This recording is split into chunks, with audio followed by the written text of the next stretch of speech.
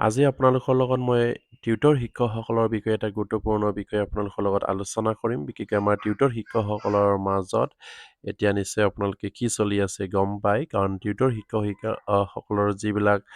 আমাৰ ছ'চিয়েল মিডিয়াৰ যিখিনি গ্ৰুপ হোৱাটছআপ গ্ৰুপ আছে সেইখিনিত আমাৰ টিউটৰ শিক্ষকসকলে বিভিন্ন সময়ত বিভিন্ন ধৰণে মত প্ৰকাশ কৰি আহিছে আৰু ইয়াৰ ভিতৰতে আমাৰ চেণ্ট্ৰেল কমিটিক তেখেতসকলে বহুতো ধৰণেই মন্তব্য কৰা দেখা গৈছে। এয়া খুবেই এটা আমাৰ টিউটৰ শিক্ষকসকলৰ কাৰণে এটা গুৰুত্বপূৰ্ণ বিষয় বুলি ক'ব লাগিব, যিহেতু আমাৰ টিউটৰ শিক্ষকসকলে এতিয়া হতাশাত ভুগি আছে। তেখেতসকলৰ সমস্যাখিনি কেতিয়া সমাধান কৰিব বা অসম চৰকাৰে কিয় গুৰুত্ব দিয়া নাই বা তাতে আমাৰ চেণ্ট্ৰেল কমিটি কিয় নীৰৱে আছে,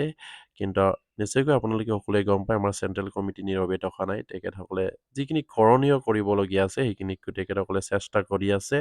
আৰু হয়তো এদিন তেখেতসকলৰ চেষ্টাৰ ফলতে আমাৰ টিউটৰ শিক্ষকসকলে উদ্ধাৰ হ'বলৈ সক্ষম হ'ব আৰু সেয়ে টিউটৰ শিক্ষকসকলে আমাৰ টিউটৰ ছাৰ বাইদেউসকলে এটা গুৰুত্বপূৰ্ণ বাৰ্তা প্ৰেৰণ কৰিছে। এই বিষয়ে নিশ্চয়কৈ মই আপোনালোকৰ লগত শ্বেয়াৰ কৰিম। আপোনালোকে স্কিপ নকৰি শেষলৈ ভিডিঅ'টো চাই থাকিব আৰু আপোনালোকে আমাৰ চেনেললৈ নতুনকৈ আহিছে যে চেনেল নিশ্চয় ছাবস্ক্ৰাইব কৰিব আৰু প্ৰতিজন টিউটৰ গুৰুৱে যাতে নেকি এইখিনি খবৰ পায় আপোনালোকে শ্বেয়াৰ কৰি দিব। আপোনালোকে নিশ্চয় স্ক্ৰীণত দেখিছে, ইয়াত লিখিছে চৰ্দাৰ গুৰুসকল সংগ্ৰামী অভিনন্দন গ্ৰহণ কৰিব। যোৱাকালি 30 অক্টোবৰ সন্ধিয়া 8 বজাত সদৌ অসম প্ৰাথমিক আৰু উচ্চ প্ৰাথমিক টিউটৰ সন্থা, সদৌ অসম একাডেমিক টিউটৰ সন্থা, সদৌ অসম প্ৰাকৃতিক হাইস্কুল টিউটৰ সন্থা, টিউটৰ যৌথ মঞ্চ আদি সংগঠনৰ সন্মানীয় বিষয়ববীয়া ক্ৰমে অতুল ডেকা সভাপতি আমাৰ যৌথ মঞ্চৰ আৰু ভুৱন শৰ্মা ছাৰ মুখ্য সম্পাদক LP আৰু UPৰ টিউটৰ সন্থাৰ আৰু একাডেমিক টিউটৰৰ সম্পাদক দ্বিজেন শৰ্মা ছাৰ আৰু আমাৰ যৌথ মঞ্চৰ সহ-সম্পাদক ৰফিফুল ইছলাম আদিৰ অন্যান্য গুৰুত্বপূৰ্ণ জ্যেষ্ঠ গুৰুসকলৰ মাজত পুনিক কনফাৰেঞ্চনৰ যোগে এখনি আলোচনা সভা অনুষ্ঠিত হয়। তেখেতসকলৰ পুনৰ তেখেতসকলে কনফাৰ্মেশ্যনৰ জৰিয়তে তেখেতসকলে এটা গুৰুত্বপূৰ্ণ আলোচনা মিলিত হয় বুলি কৈছে। আমাৰ যিমানখিনি টিউটৰ সন্থা আছে আপোনাৰ LPৰ পৰা আদি কৰি কলেজলৈ যিমানখিনি আমাৰ যৌথ মঞ্চকে আদি কৰি LP আৰু MEৰ যি সদৌ অসম আমাৰ উচ্চ আৰু নিম্ন প্ৰাথমিক টিউটৰ শিক্ষক সন্থা আছে তেখেতসকলৰ মাজত আৰু একাডেমিক টিউটৰ শিক্ষকসকলৰ মাজত সকলো আমাৰ টিউটৰ যিমানখিনি মানে সন্থা আছে সেই সকলোবিলাক মিলি তেখেতসকলে যিসকল বিষয়ববী আছে তেখেতসকলে ফোনৰ যোগেদি তেখেতসকলে কনফাৰ্মেশ্যনৰ জৰিয়তে গুৰুত্বপূৰ্ণ সভা অনুষ্ঠিত কৰা হয় বুলি ইয়াত উল্লেখ কৰিছে আৰু ইয়াত কৈছে যে আলোচনা কালত টিউটৰ সন্থাসমূহৰ পৰৱৰ্তী কাৰ্যপত্ন কি হ'ব পাৰে বা কেনেধৰণৰ কাৰ্যসূচী হাতত লোৱা যায় তাৰ ওপৰত বিশদ পৰ্যালোচনা হয় আৰু আলোচনাৰ শেষত সিদ্ধান্ত লোৱা হয় যে অহা 20 নৱেম্বৰৰ পৰা ধাৰাবাহিক আন্দোলন অৱস্থান ধৰ্মঘট অসহযোগ আমৰণ অনশন আদি ঘোষণা কৰা হ'ব। নিশ্চয়কৈ আমাৰ সেই টিউটৰ বিষয়ববীয়াসকলে বা সকলো টিউটৰ শিক্ষক সন্থা মিলি আমাৰ টিউটৰ সন্থাৰ যিসকল বিষয়ববীয়া আছে তেখেতসকলে এটা গুৰুত্বপূৰ্ণ সিদ্ধান্ত লৈছে অহা 20 নৱেম্বৰৰ পৰা ধাৰাবাহিকভাৱে আন্দোলন আৰু অৱস্থান ধৰ্মঘট আৰু অসহযোগ আৰু আমৰণ অনশনৰ আদি যিখিনি গুৰুত্বপূৰ্ণ পদক্ষেপ ল'ব লাগে সেইখিনি লোৱা হ'ব বুলি ইয়াত উল্লেখ কৰিছে আৰু তাৰ পূৰ্বে প্ৰতিটো স্তৰৰ শিক্ষাগুৰুসকলৰ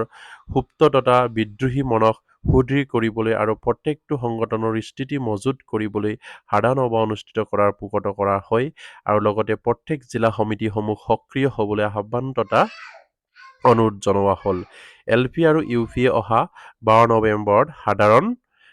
সভা অনুষ্ঠিত কৰা হ'ব বুলি ইয়াত উল্লেখ কৰিছে। নিশ্চয়কৈ এটা গুৰুত্বপূৰ্ণ বিষয় আমাৰ টিউটৰ শিক্ষকসকলৰ কাৰণে, যিহেতু আমাৰ টিউটৰ শিক্ষকসকলৰ সমস্যাৰে জৰ্জৰিত হৈ আছে আৰু সেইখিনি সমস্যা অসম চৰকাৰে সমাধান কৰিবলৈ এতিয়ালৈকে কোনো ব্যৱস্থা নোলোৱাটো খুবেই এটা গুৰুত্বপূৰ্ণ বিষয় বুলি আমি বিবেচনা কৰিম। যিহেতু আমাৰ টিউটৰ শিক্ষকসকলৰ যিখিনি আমি দেখিছোঁ সমস্যাবিলাক সেই সমস্যাখিনি সঁচাকৈ এটা দুখৰ সমস্যা তেখেতসকলে ভুগি আছে, কাৰণ তেখেতসকলৰ সমস্যা যিসকল টিউটৰ ছাৰ বাইদেউ তেখেতসকলে গম পায়, অন্যক হয়তো বুজাই ক'লে তেখেতসকলে হয়তো বিশ্বাস নকৰিব আৰু সেয়ে মাননীয় মুখ্যমন্ত্ৰীক তেখেতসকলে বাৰম্বাৰকৈ অনুৰোধ কৰি আহিছে তেখেতসকলৰ বিষয়ববীয়াসকলে আৰু সেইবাবেই তেখেতসকলৰ যিখিনি সমস্যা আছে সেইখিনি সমাধান কৰিবলৈ আমাৰ সন্থাৰ যিমানবিলাক বিষয়ববীয়া আছে তেখেতসকলক লগ কৰাৰ প্ৰচেষ্টা কৰিও তেখেতে লগ নিদিয়াটো খুবেই এটা ডাঙৰ সমস্যা আমাৰ টিউটৰ শিক্ষকসকলৰ কাৰণে আৰু সেয়ে আমাৰ টিউটৰ শিক্ষকসকলৰ বিষয়ববীয়াসকলক আমাৰ টিউটৰ ছাৰ বাইদেউসকলেও বিভিন্ন সময়ত বিভিন্ন ধৰণে তেখেতসকলৰ বিষয়ে আলোচনা কৰি আহিছে বা সমালোচনা কৰিছে আৰু সেয়ে আমাৰ টিউটৰ ছাৰ বাইদেউসকলকো অনুৰোধ কৰিম আপোনালোকে নিশ্চয় গম পায় আমাৰ চেণ্ট্ৰেল কমিটিয়ে লাগি আছে তেখেতসকলে যিমানখিনি পাৰে সিমানখিনিতেই লাগি আছে আৰু নিশ্চয়কৈ বাৰম্বাৰকৈ আমাৰ মাননীয় মুখ্যমন্ত্ৰীক লগ কৰাৰ প্ৰচেষ্টা কৰি আছে কিন্তু লগ নিদিলেনো কি কৰিব পাৰে সেয়ে আমাৰ টিউটৰ শিক্ষকসকলে সেইখিনিও অব্যাহত ৰাখিছে লগ নিদিলেও চেষ্টাৰ ফলত হয়তো এদিন লগ পাবলৈ সক্ষম হ'ব বা লগ দিবলৈ নিশ্চয়কৈ আমাৰ মুখ্যমন্ত্ৰী ভাবিবলৈ চিন্তা হ'ব সেয়ে তেখেতসকলে শেষত এতিয়া সিদ্ধান্তত আহিছে যে আমাৰ অহা 20 নৱেম্বৰ তাৰিখৰ পৰা ধাৰাবাহিকভাৱে আন্দোলন অৱস্থান ধৰ্মঘট যি যেনেকুৱা পদক্ষেপ তেখেতসকলে ল'বলৈ গৈ আছে যাতে নেকি আমাৰ টিউটৰ শিক্ষকসকলে উদ্ধাৰ হ'ব পাৰে আৰু সেয়াত খুবেই এটা গুৰুত্বপূৰ্ণ বিষয় আমাৰ টিউটৰ শিক্ষকসকলৰ কাৰণে যিহেতু অহা 20 নৱেম্বৰ তাৰিখৰ পৰা অৱস্থান ধৰ্মঘট অসহযোগ আমৰণ আসনৰ আদিৰ যিমানবিলাক কাৰ্যসূচী আছে হয়তো সেইখিনি তেখেতসকলে ঘোষণা কৰি আমাৰ টিউটৰ ছাৰ বাইদেউসকলক সহযোগ কৰিবৰ কাৰণে তেখেতসকলে নিশ্চয়কৈ আপোনালোকক জনাব আৰু ইয়াৰ বিষয়ে তেখেতসকলে কৈছে যে প্ৰতিটো জিলাৰ প্ৰতিটো বলকৰ আমাৰ টিউটৰ ছাৰ বাইদেউসকলক তেখেতসকলৰ মাজত আলোচনা কৰি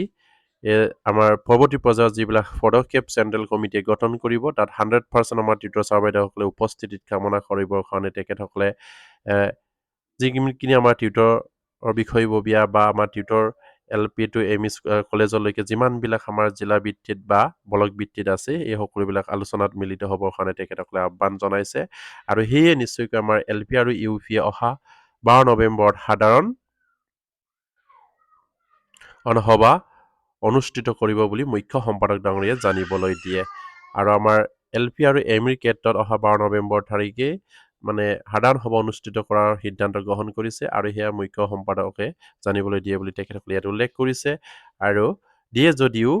AAPHTR কে ধৰি বাকী সংস্থাসমূহে চলিত সপ্তাহৰ ভিতৰতে দিন তাৰিখ স্থান সম্পৰ্কে জানি প্ৰকাশ কৰিব বুলি বিষয়ববীয়াসকলক জনাই দিয়ে আৰু আমাৰ যিহেতু আমাৰ LP আৰু ME ক্ষেত্ৰত সাধাৰণ সভা অহা 12 তাৰিখে অনুষ্ঠিত হ'ব 12 নৱেম্বৰ তাৰিখে আৰু ইয়াৰ উপৰিও আমাৰ সন্তাই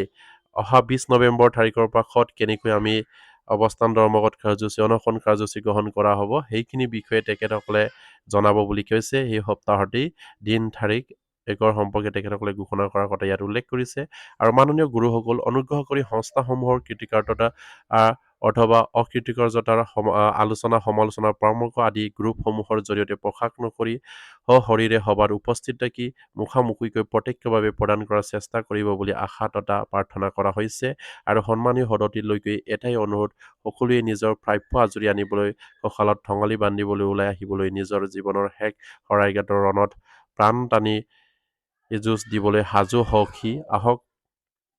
প্ৰাথমিকৰ পৰা কলেজলৈকে সকলো শিক্ষক কৰ্মচাৰী একত্ৰিত হৈ মহাশক্তিৰে অন্যায়ৰ বিৰুদ্ধে বৃহত্তৰ গণতান্ত্ৰিক আন্দোলন গঢ়ি তোলো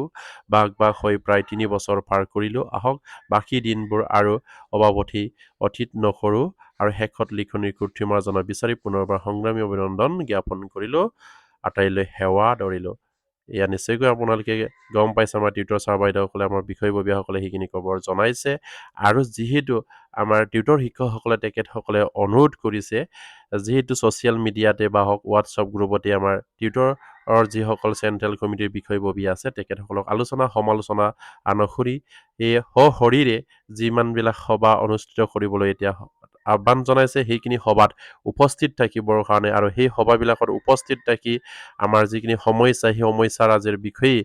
তেখেতসকলক দিহা পৰামৰ্শ আগবাঢ়িবৰ কাৰণে আমাৰ টিউটৰ ছাৰ বাইদেউসকলক আমাৰ বিষয়ববীয়াসকলে অনুৰোধ জনাইছে আৰু সেয়া নিশ্চয়কৈ আমাৰ টিউটৰ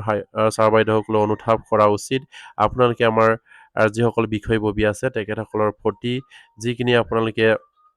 আলোচনা কৰিছে বা সমালোচনা কৰিছে সেয়া নিশ্চয়কৈ এটা ভাবিবলগীয়া কথা কাৰণ আমি তেখেতসকলক লিডাৰ হিচাপে তেখেতসকলক আমিয়ে আগবঢ়াই নিব লাগে কিন্তু আমি মাজতে যদি আমি আলোচনা সমালোচনা কৰি থাকোঁ তেনেহ'লে নিশ্চয়কৈ তেখেতসকলৰ মনবিলাক ভাঙি যাব আৰু সেয়ে তেখেতসকলক দুগুণ উৎসাহেৰে কাম কৰিবলৈ আমি তেখেতসকলক উৎসাহ উদ্দীপনা যোগাব লাগিব আৰু সেয়ে তেখেতসকলে অনুৰোধ কৰিছে যিখিনি সাধাৰণ সভা অনুষ্ঠিত কৰা হ'ব সেই সভাত সকলো টিউটৰ ছাৰ বাইদেউসকল উপস্থিত থাকি তেখেতসকলক দিহা পৰামৰ্শ যিখিনি যোনে যেনেকৈ যি দিহা পৰামৰ্শ দিব পাৰে তেনেকৈ দিবলৈ তেখেতসকলে অনুৰোধ জনাইছে আৰু সেয়া নিশ্চয়কৈ আমাৰ টিউটৰ ছাৰ বাইদেউসকলে উপস্থিত থাকিব বুলি আশা ৰাখিছোঁ আৰু নিশ্চয়কৈ তেখেতসকলে অহা 12 নৱেম্বৰ তাৰিখে এইখিনি সাধাৰণ সভা অনুষ্ঠিত কৰা হ'ব বুলি ইয়াত উল্লেখ কৰিছে নিশ্চয়কৈ আপোনালোকক সময় স্থান নিশ্চয়কৈ আমাৰ বিষয়ববীয়াই আপোনালোকক জনাব আৰু নিশ্চয়কৈ আপোনালোকে হয়তো আমাৰ টিউটৰ শিক্ষকসকলৰ সমস্যাখিনি আপোনালোকে পাই আছে আৰু সেই সমস্যাখিনি যাতে নেকি অতি সোনকালে সমাধা হওক সেই আশা ৰাখিছোঁ আৰু মাননীয় মুখ্যমন্ত্ৰীকো অনুৰোধ কৰিম আপোনালোকে আমাৰ সেই টিউটৰ শিক্ষকসকলৰ সমস্যাটো চিৰদিনলৈকে সমাধা কৰক কাৰণ তেখেতসকলক সামান্য এটা মঞ্জুৰিৰ জৰিয়তে আজিৰ যুগত নচলে বা তেখেতসকলৰ জীৱনত লৈ চাই তেখেতসকলৰ যিখিনি সমস্যা আছে সেই সমস্যাখিনি সমাধা কৰি তেখেতসকলৰ যিখিনি সমস্যা আছে সেইখিনিৰ পৰা উদ্ধাৰ কৰক সেই আশা ৰাখিছোঁ আৰু আজিৰ ভিডিঅ'টো প্ৰতিজন টিউটৰ ছাৰ্ভাৰে যাতে নেকি পাওক সেই নিশ্চয়কৈ আপোনালোকে শ্বেয়াৰ কৰি দিব আৰু এতিয়ালৈকে আমাৰ চেনেলটো ছাবস্ক্ৰাইব কৰে তেনেহ'লে নিশ্চয় ছাবস্ক্ৰাইব কৰিব আৰু আজিৰ ভিডিঅ'টো ইমানতে শেষ কৰিলোঁ নমস্কাৰ জয় আইকম